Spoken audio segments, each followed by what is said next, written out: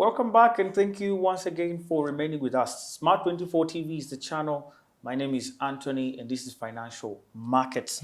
With Teres Tumwine, Senior Research Officer at the CMA, we are breaking down for you the quarterly bulletin that is for the third quarter of the CMA performance review. And we have different sectors. We've looked at what the regulatory landscape is like in the third quarter.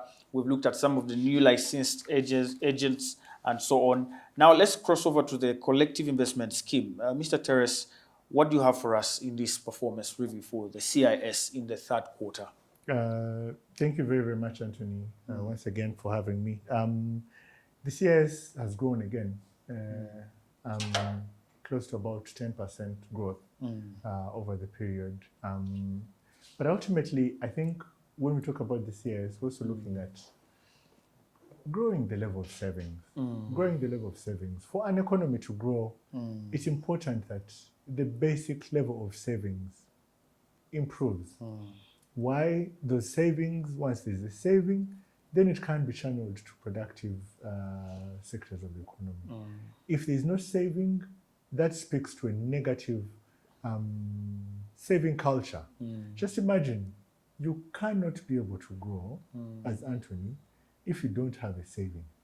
Because if everything that you're earning and you're spending, you cannot be able to grow. Because if you save, then you can't be able to invest. If you can invest, then you can be able to earn more. So it's just a cycle of, so ultimately, the point is we need to grow the level of savings. And that also goes back to the tenfold program that the government is trying to be able to encourage.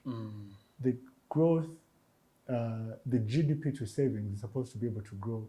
Right now, as I speak, we're at about 50 billion in savings. So we're trying to be able to grow the economy to about $50 billion. But we want to be able to grow the level of saving in a bid to be able to channel that savings to catapult growth to about $500 billion in about 15 years. Now that's very, very ambitious. So we have to be able to grow the level of savings within even the CIS as well as the NSSF, whether the pensions, to be able to cause that catapult for growth. So even as we celebrate the 3.5 trillion, which is close to 950, almost $1 billion, there's still work to do. There's still work to do. We're just touching the surface. So yes, we're at 3.5 trillion, but we must be able to grow further this level of savings within the Ugandan economy. And yes, we can be able to do that together. Through continuous engagement, through continuous sensitization, education opportunities that we get, we're able to do that through online platforms, X, all social media platforms, to be able to drive the level of knowledge up.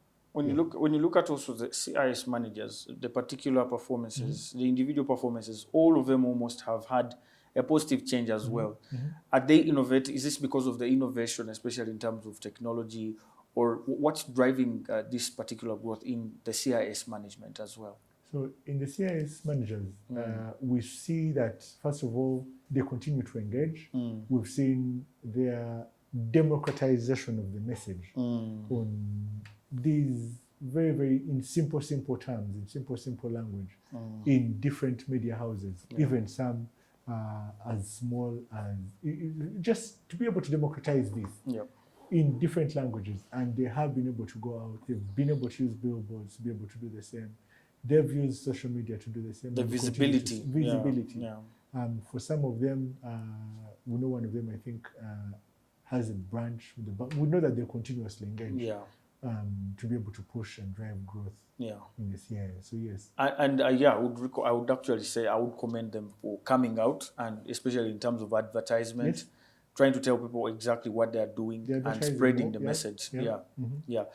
Does this have also maybe an after effect on the market entirely? Because we know CIS managers invest heavily within the markets, the fixed incomes, the stock market. Have we seen this increase in the assets under management also translate into better performance elsewhere? In our markets, yes. In our markets, yes. If you see where they are largely invested, a large portion of their funds are invested within the different asset classes. but more so within the government securities as well as other asset classes Yeah. across the region.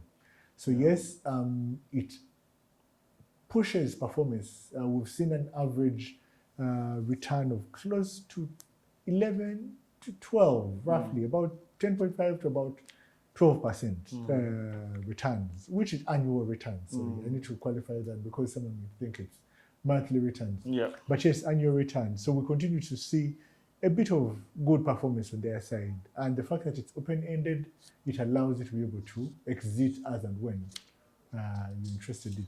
Yeah. How different? Because the bulletin also specifies the fund management performance. We had the CIS managers and then the fund managers. How sometimes these two confuse. Okay. Just to look at, so there are two licenses. Okay. There's the CIS managers. The CIS managers are the people who be, how can I put it in a simple way?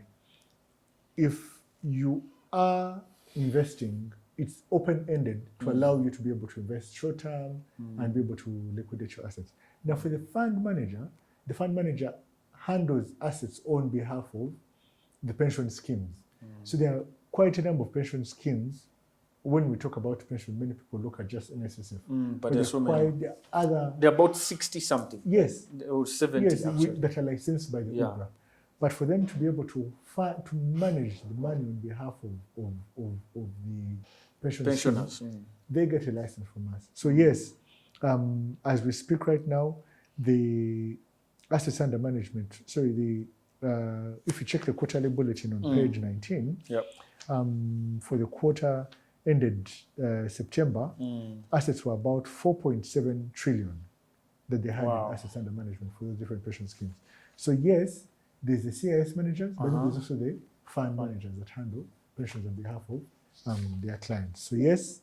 When I look at some of the fund managers, they are synonymous to the CIS managers. Yes. Does that mean they just have another maybe subsidiary that handles pension and the other one that handles CIS? Just look at it this way. There's some hospitals that you go to and you see they are given a license to handle dental services. Yeah. They're given a license to handle obs-gyno services. It's the same facility. Yeah. They're given a license to handle a pharmacy, for example. So there are 3 different licenses, but it is the same institution. So that's in simple terms that I can be able to put it. So yes, all these are given licenses to be able to operate. Yes, they can choose to be, and some, well, there's some that are even, there's one that is a broker, there's one that is a CIS manager, but also given a license to be able to handle, yes, CIS manager and the broker, yes. So yes, and then there's another one that's, they're quite a number, yes. Yeah, amazing. Thank you so much, Mr. Terrace. Our time is fast spent. However, the conversation continues, and we hope to have you back and keep on preaching the message of the capital markets. Thank you so much for sparing time. It's always a pleasure. Amazing. Thank you for having us. You're welcome. Thank you so much, Terrace. Have a good one. You're welcome. There you have it, ladies and gentlemen. That was Mr. Terrace, a very great man from CMA, Senior Research Officer, and he has been helping us analyze the third quarter performance or review in the eyes or lenses of Capital Markets Authority. You can get this bulletin. Please, I would advise you, get this bulletin, read it, share it, and make sure you start investing. Take action and take possession of your future by investing under protected investments under the Capital Markets Authority. That's it from us tonight. I'll catch you next time. Have a good night. Bye for now.